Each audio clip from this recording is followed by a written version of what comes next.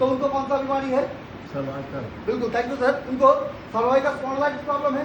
तो ऐसे कोई जान पहचान में अगर आप लोग को मिलता है, अगर आप उनसे पूछेंगे आप जो गले में बेल्ट पहनते हैं, इस्तेमाल करते हैं, आप इसके साथ मेडिसिन क्या लेते हैं, आप देखेंगे आपको संग संग बताएगा मैं इसके साथ पेन किलर लेता हूँ। अभी आप लोग खुद सोच के देख लीजिए, बेल्ट का काम क्या है? वो आपके गर्दन को सीधा रखता है। दर्द होता है तो पेन किलर, बीमारी अंदर से निकल जाएगा, ऐसा कोई कंपोजिशन उसमें बनता है? उन्होंने पहले काफी डॉक्टर साहब के पास जा चुके, बहुत दवा ले चुके, लेकिन अंत में आकर डॉक्टर साहब उनको वो बेल्ट पहनने की सलाह देता है। क्यों? क्योंकि मेडिसिन इस पर काम नहीं कर सकते हैं। ऐसे ही देखेंगे किसी को कोई ज्वाइंट पेन है, हमारे घर में जो एजेड पर्सन होता है उनको मैक्सिमम क्या होता है, उनको कमर में घुटने में दर्द होता है।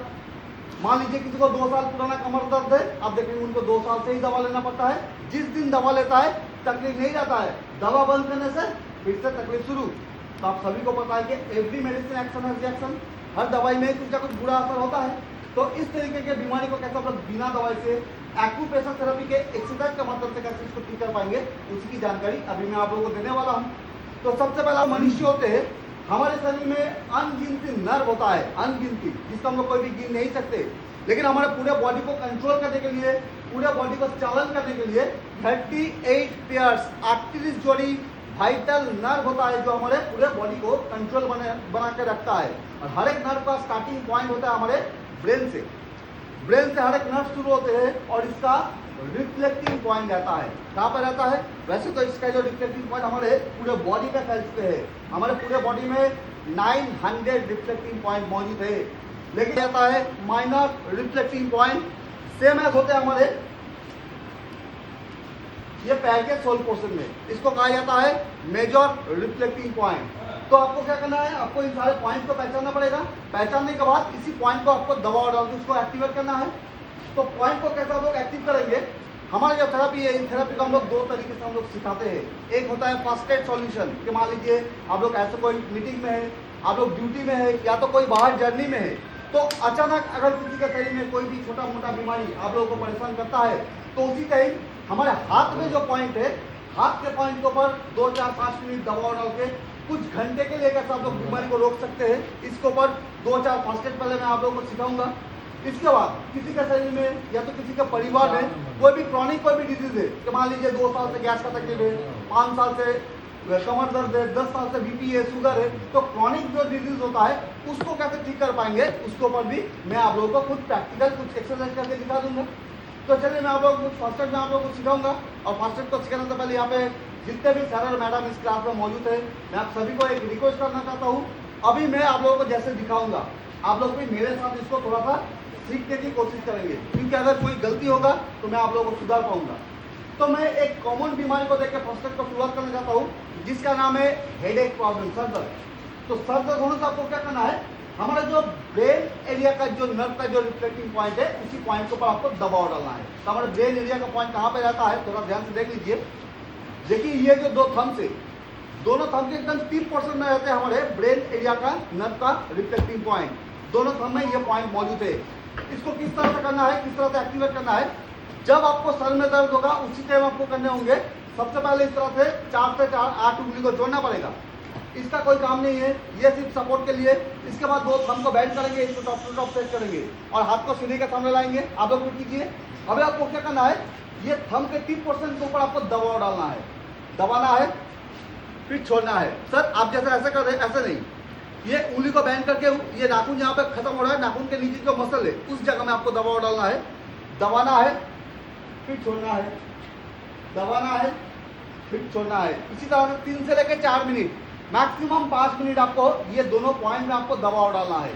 4-5 मिनट अगर ये पॉइंट में दबाव डाल पाएंगे, आप देखेंगे 4 से 5 मिनट के अंदर आपका जो सर दर्द का जो तकलीफ आप लोगों को चल रहा था, इसमें आप लोगों को कुछ घंटे के लिए आपको आराम मिल जाएगा। अभी शाम होने वाले हैं, आप लोग सुबह से ड्यूटी में है। अगर इसी क्लास में किसी को ऐसा तकलीफ है तो मैं आप लोगों को रिक्वेस्ट करता हूँ, आप लोग मेरे सामने इसको प्रैक्टिकली करके देखिए, तब आपको पता लगेगा कि इसमें आपको कितना फायदा मिल सकता है। तो चलिए और एक कॉन्सेप्ट मैं आप लोगों को सिखाऊंगा, ये भी आज के दिन में बहुत ही कॉमन है, जिसका नाम है गैस्ट्रिक एसिडिटी प्रॉब्लम।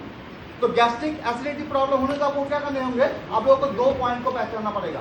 कौन सा 2 पॉइंट? एक होता है हमारे स्टमक का रिफ्लेक्टिंग पॉइंट, दूसरे होते हैं हमारे लीवर का रिफ्लेक्टिंग पॉइंट। तो ये दोनों पॉइंट कहाँ पे रहता है, तो आप देख लीजिए। देखिए हमारे राइट हैंड है दाहिना हाथ, राइट हैंड के ये जो दो उंगली है, दोनों उंगली को अगर मैं यहाँ से एक सीधा रेखांकन करूंगा और यहाँ से एक सीधा रेखांकन करूंगा, जहां पे इसका ज्वाइंट होगा, जहां पे ज्वाइंट होगा इसी जगह में आपको स्टोमक का पॉइंट मिलेंगे। और स्टोमक पॉइंट आपको दोनों हाथों में मिलेंगे, लेकिन लीवर का पॉइंट, इस बात को थोड़ा सा आपको ध्यान में रखना है, लीवर पॉइंट आपको सिर्फ दाहिने हाथ में मिलेंगे। तो इसलिए गैस के लिए आपको सिर्फ दाहिने हाथ के ऊपर आपको दबाव डालना है। लीवर पॉइंट कहां पर रहता है? ये जो राइट हैंड है, राइट हैंड का ये जो छोटा उंगली है, छोटा उंगली के नीचे ये रेखा जहां पर कट कर रहा है, रेखा के ऊपर रहते हैं हमारे लीवर का रिफ्लेक्टिंग पॉइंट। ये उंगली के नीचे और ये रेखा के ऊपर इसी जगह में रहता है लीवर पॉइंट। तो ये लीवर और स्टोमक, ये दोनों पॉइंट को आपको एक साथ आपको पंप करना है। किस तरह से करने होंगे?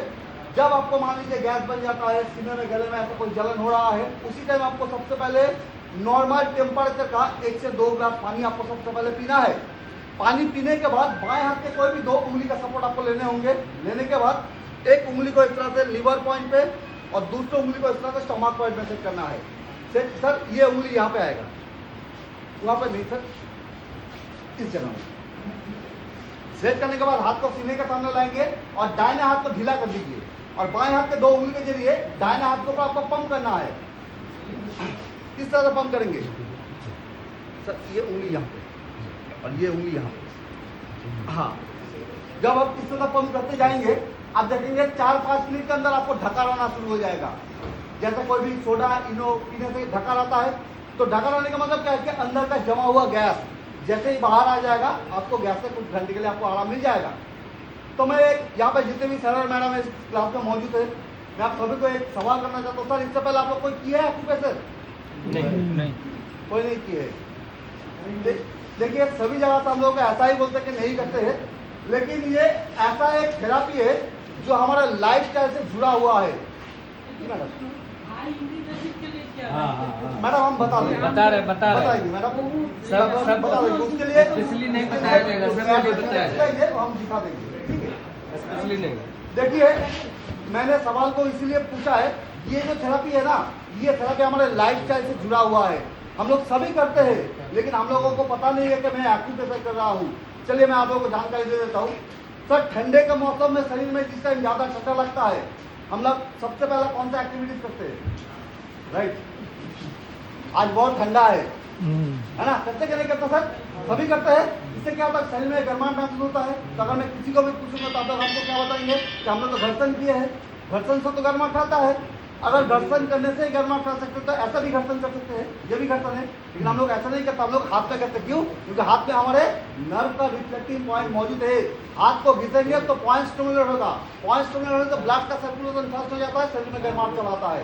यही एक्यूप्रेशर। और अभी भी आप लोग देखेंगे, कोई व्यक्ति अगर बेहोश हो जाता है तो हम लोग सबसे पहले हाथ और पैर में ही मालिश करते हैं। क्यों? क्योंकि हाथ और पैर में मालिश करेंगे तो ब्लड सर्कुलेशन होता है। ये एक्यूप्रेशर, और ये हमारे धर्म के साथ भी जुड़ा हुआ है। जैसे आप लोग देखेंगे कि मंदिर में, मस्जिद में, गुरुद्वारा में हमारे जो साधु गुरु लोग होते हैं, वो लोग क्या करते हैं? सुबह शाम भगवान को नाम को जापते हैं। तो जो लोग सुबह शाम भगवान को नाम को जापते हैं, उनके हाथ में एक माला होता है, चाहे वो मोती की हो, चाहे रुद्राक्ष की हो। वो लोग क्या करते हैं? भगवान के नाम के साथ साथ माला को जाप करते हैं। तो मान लीजिए मेरे हाथ में वो माला है, मैं जैसे हिंदू धर्म से बिलोंग करता हूँ, हम लोग इसको कहते हैं जपोमाला। जो लोग मुस्लिम धर्म से बिलोंग करते हैं वो लोग कहते हैं तस्बीह, और जो लोग क्रिश्चियन धर्म से बिलोंग करते हैं वो लोग कहते हैं रोजरी। नाम का फर्क होता है, काम जो होता है सेम। तो मैं अगर इस तरह से माला को जाप करूंगा, मुझको कम से कम 4-5 मिनट टाइम लगेगा। अभी आप लोग खुद सोच के देख लीजिए, जो लोग इस तरह से माला को जाप करते हैं, उन लोगों को स्ट्रेस, टेंशन, डिप्रेशन नहीं होता है। कुछ दिन पहले सर योगा डे गया है 21 तारीख को, तो मेडिटेशन करने के लिए हम लोग कैसे बैठते हैं? ध्यान मुद्रा में ऐसे बैठते ना। ये जो ब्रेन का पॉइंट मैंने आप लोगों को दिखाए थे, इसी को प्रेस करके दबा करके हम लोग ध्यान करने के लिए बैठते हैं। तो ये सारे के सारे एक्यूप्रेशर है जो हम लोग करते हैं, लेकिन हम लोग को पता नहीं है। तो चलिए मैं ट्रीटमेंट के ऊपर चलाता हूँ। अभी जो फर्स्ट एड दिखाऊंगा ये भी आज के डेट में बहुत ही कॉमन है। कभी कभार क्या होता है, हमारे कामकाज के प्रेशर के कारण हमारे कमर में, पीठ में दर्द होने लगता है। तो जिस टाइम हमारे कमर में या तो पीठ में दर्द होगा, उस टाइम आपको क्या करना है? हमारे जो रीढ़ की हड्डी, जो स्पाइनल कॉर्ड का जो पॉइंट है, उसी पॉइंट के ऊपर आपको मसाज करने होंगे। तो हमारे रीढ़ की हड्डी का पॉइंट कहाँ पे रहता है? देखिए, सारे पॉइंट होते हैं हमारे हाथों के फ्रंट साइड में, लेकिन हमारे जो स्पाइन का जो पॉइंट वो रहता है हाथों के बैक साइड में। मैं दिखा देता हूँ। ये जो रिस्ट जॉइंट है, रिस्ट जॉइंट से शुरुआत होता है हमारे लोअर लंबर पॉइंट, और ये दो उंगली के एकदम बीचों बीच यहाँ पे आके खत्म होता है स्पाइन का पॉइंट। दोनों हाथों में ये पॉइंट मौजूद है। तो इसको किस तरह से करना है, जिस टाइम मान लीजिए आप लोगों को कमर में पीठ में दर्द हो रहा है, उसी टाइम कोई भी एक हाथ को इस तरह से सामने की तरफ फैला देंगे। फैलाने के बाद दूसरे हाथ के 4 उंगली को ऐसे नीचे देंगे सपोर्ट के लिए, और ये हाथ को ढीला कर दीजिए, और ये थंब जो है थंब को ये रिस्ट जॉइंट में सेट कीजिए। अभी आपको क्या करना है, ऊपर से नीचे की तरफ इस तरह मसाज देना है। तो हाथ को सीधा करके करना है, सीधा करके, हाँ हाँ, इस तरह से मसाज देना है। 2 मिनट एक हाथ में मसाज दीजिए। 2 मिनट जब हो जाएगा चेंज करके फिर दूसरे हाथ में भी आपको करना है 2 मिनट। 4 मिनट दोनों हाथ में अगर इस तरह मसाज देंगे, आप देखेंगे 4 से 5 मिनट के अंदर आपका जो कमर का पीठ का जो दर्द आप लोगों को हो रहा था, इसका आप लोगों को कुछ घंटे के लिए आपको आराम मिल जाएगा। तो इस तरीके का बहुत सारा फास्ट एड मेरे पास मौजूद है। लेकिन बात क्या है, मैं अगर आप लोगों को एक एक करके फास्ट एड दिखाऊंगा, ये क्लास बहुत ही लंबा हो जाएगा और आप लोग एक एक करके सुनते जाएंगे और दूसरों को भूलते भी जाएंगे, आप लोग कुछ भी याद नहीं रख पाएंगे। तो इसीलिए मैं फास्ट एड को इसी जगह में बंद करना चाहता हूँ, क्योंकि अभी तक जो बताए ये सारे होते हैं फास्ट एड कि अचानक किसी को कोई भी छोटा मोटा तकलीफ होता है तो हाथ में जो पॉइंट है, हाथ के पॉइंट के ऊपर 2 4 5 मिनट दबाव डालने से आपको कुछ घंटे के लिए आपको आराम मिल जाएगा। लेकिन इस पे आपको 100% फायदा नहीं मिलेगा। इस पे आपको सर थोड़ा सा शांत रहिए, इस पे आपको 100% फायदा नहीं मिलेगा। 100% फायदा क्यों नहीं मिलेगा, मैंने हेडेक के लिए कैसे करने के लिए दिखाए थे, सर दर्द के लिए बिल्कुल बिल्कुल मैंने बताया था कि अगर किसी को सर में दर्द होगा वहां पे लेंगे तो आपको सपोर्ट मिलेंगे, दूर से करेंगे तो सपोर्ट नहीं मिलेगा। ठीक है, आप यहाँ से करेंगे तो आपको एक सपोर्ट मिलेगा, दबाव आप प्रॉपर दे पाएंगे। तो मान लीजिए इस सर दर्द का जो बीमारी है, कोई व्यक्ति को 5 साल से है, तो जिनको 5 साल पुराना सर दर्द है वो व्यक्ति अगर 5 मिनट दबाव डालेंगे तो आप लोग उनको थोड़ा सा ये सोच के बताइए कि 5 साल पुराना बीमारी 5 मिनट दबाव डालने से क्या ठीक हो सकता है। ये तो कोई मैजिक नहीं है कि 5 साल पुराना बीमारी 5 मिनट दबाएंगे ठीक हो जाएगा, नहीं, ये टोटली साइंस है। तो 5 साल पुराना बीमारी यानी कि क्रॉनिक डिजीज को जो ठीक करने के लिए जो तरीका है वो थोड़ा सा अलग है, वो मैं आप लोगों को बताऊंगा। बताने से पहले और एक बात मैं आप लोगों को बताना चाहता हूँ। देखिए, जितने सारे बीमारी का नाम मैंने अभी आप लोगों के सामने जिक्र किए हैं, आप लोग थोड़ा सा ये सोच के देखिए कि इस टाइप की बीमारी आज के दिन में हर एक परिवार में बहुत ही तेजी से फैल रहे हैं। मान लीजिए किसी का परिवार में 5 फैमिली मेंबर है, तो आप लोग सोच के देखिए 5 में से 2 3 4 या तो 5 कोई इस टाइप से कोई ना कोई बीमारी है। किसी को कमर में दर्द, किसी को घुटने में दर्द, किसी को ब्लड प्रेशर, किसी को ब्लड शुगर, किसी को थायराइड, किसी को यूरिक एसिड। आज के दिन में ये बीमारी छाटता है हर एक परिवार में। लेकिन आप लोग मुझको थोड़ा सा ये सोच के बताइए कि आज से 70-80 साल पहले हमारा जो बुजुर्ग लोगों का जो जमाना था, उन पीढ़ी के लोगों को इस टाइप की कोई बीमारी था होगा, सुविधा नहीं सर। उन पीढ़ी के लोगों को होते भी था तो ऑटोमेटिक ठीक हो जाता था, ऑटोमेटिक ठीक हो जाता था। और ये देखा गया है कि उन पीढ़ी के लोगों को इस टाइप की बीमारी के मात्रा जो है ना के बराबर था। हाँ, उन पीढ़ी के लोगों को पता ही नहीं था कि शुगर होता, उन पीढ़ी में कौन सा बीमारी होता था, कैंसर जैसा भयानक बीमारी उस पीढ़ी में था। कॉलेरा जब होता था तो गांव के गांव गुजार हो जाता था। लेकिन उन पीढ़ी के लोगों को इस टाइप का अर्थराइटिस नहीं था, इस टाइप का सर्वाइकल नहीं था, बीपी शुगर नहीं था। क्यों? इसके पीछे कारण क्या है? और एक बात सोच के देख लीजिए कि उनका लॉन्जिविटी, उनका उम्र, वो लोग 100 साल से ऊपर भी जीते थे। तो उन पीढ़ी में ये बीमारी नहीं था और इस पीढ़ी में ये बीमारी आज की डेट में हर एक परिवार में छा चुके हैं। तो इसके पीछे कारण क्या है, रीजन क्या है? लाइफस्टाइल। बिल्कुल सर, मैंने सबसे पहले ही बताया कि लाइफस्टाइल डिजीज, ये हमारे लाइफस्टाइल के कारण ये बीमारी हमारे शरीर के अंदर आ रहा है। यहाँ पे जितने भी सर मैडम बैठे हैं या प्रोग्राम में है, मैं अगर सभी को बताऊंगा कि आपको 500 मीटर जाना है तो आप लोग कैसे जाएंगे सर? 2 व्हीलर, 3 व्हीलर, 4 व्हीलर, या तो 10 रुपए टोटो वाला के देंगे, टोटो पकड़ के चले जाएंगे। कोई पैदल जाएंगे नहीं। लेकिन उन पीढ़ी में क्या था, इतनी भारी मात्रा में परिवहन का चलन नहीं था। सब में आ रहा हूं सर। उन पीढ़ी में क्या था, इतनी भारी मात्रा में परिवहन का चलन नहीं था। तो उन पीढ़ी के लोग क्या करते थे, मजबूरी में